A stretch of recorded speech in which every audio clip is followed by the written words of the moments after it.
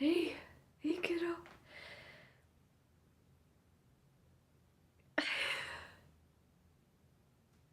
don't know what to say. I wish I could say some sort of big sister inspirational thing to snap you out of whatever it is that is happening to you.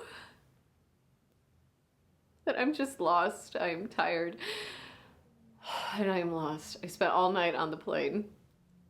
All night with so many questions, doing jumping jacks in my head. How did this happen to you? What exactly happened? Nobody has any answers. I'm not doing this right. I'm not supposed to come in here and complain. I'm just supposed to tell you that I love you. I love you. And I believe that you're going to get better. And I do believe that I do, but right now I am just angry. I'm so angry. This is so random and it's so wrong. You're KB. You're my little sister. You're just a smart, funny kid who is obsessed with Doctor Who. And who thinks that banana flavored candy is the greatest thing that humans have ever invented. And who once ate 32 pizza bagel bites in an hour. This is not supposed to happen, not to you. You know what's infuriating? Being angry and not knowing who or what I'm angry at.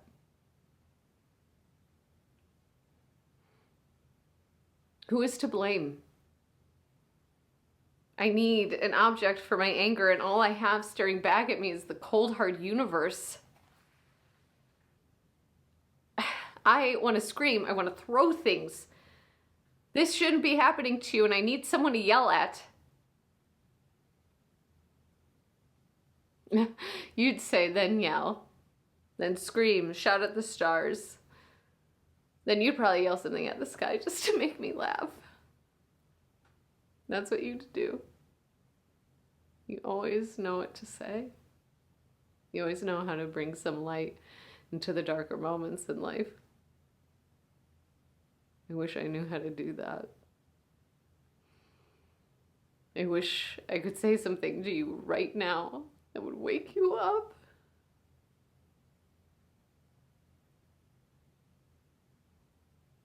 But I'm not you.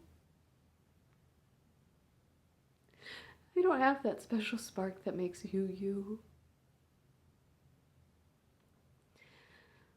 So I'll just say that I love you. I believe in you. And when you wake up, I'm gonna be here and we're gonna laugh together.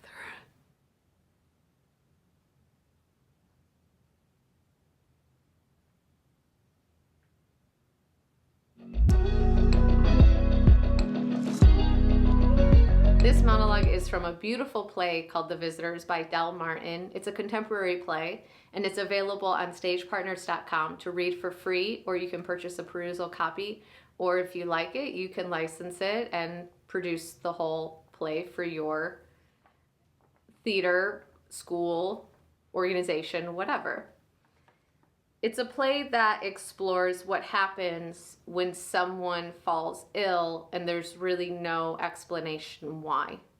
And KB is a high school student that has fallen into a coma and nobody saw it happen. They don't know if it's an accident or this and that. And the play kind of gets into that. But in this moment, Karen is KB's sister and has just come into town, seemingly because this has happened to KB. And then delivers this to KB in their room while KB is in the coma on the hospital bed.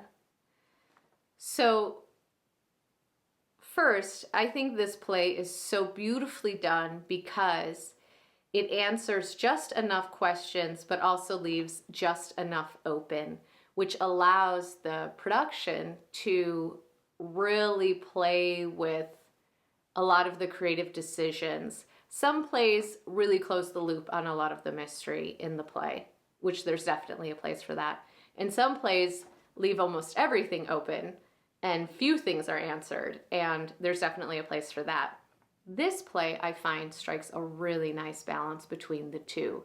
So the audience is left pondering, but they're not left pondering what was going on. Which again, there's totally a place for that, but this is not one of those plays. This monologue, there's so much going on under the surface here for Karen. And I have personally been in the situation where a family member fell ill and I had to quickly get on a plane and go see them. And it is just an emotional roller coaster. And also you kind of hit like this wall too, where it's like you can't even sometimes you can't even cry about it, and then sometimes you can't stop crying about it. Either way, I think it does a disservice to feel any pressure to feel a certain way during this monologue. I think it does a disservice to the text and the story, and also to you as the actor. Now, I'm not going to get into a bunch of acting technique theory here, because everyone has their own path and needs to find that for themselves. But for me, I find the most compelling work is the work that is not pre-planned. It is the work where you ride a wave, you jump on that surfboard and you just see what happens and you go along with it. And you don't try to control or manipulate any little moment. This kind of piece is one of those pieces that is really served by leaving yourself alone and just being in the moment, however you get there for you. I find it's way more interesting when someone is saying they're angry and they're upset and they're crying, or they're angry and they're not yelling. I find that so much more interesting than if we take the text and it says, oh, it's smart, I need to be angry right now. It just gets really phony. And because that's just not life. Or that you feel like you can't laugh or smile during this, because that's part of it. When you're having these emotional roller coasters, things just happen, and letting yourself have those moments, because it is just between you and your sister. No one else is in this room. It can really, I think it's more relatable and it's more human. Anyway, that's my take. Of course, as I always say, there's thousands of different takes possible, if not more. But if you liked this one, give it a like, subscribe to the channel for more, and be sure to check out this play on stagepartners.com. I think you'll like reading it. It's a quick read and it's totally worth it. Thanks.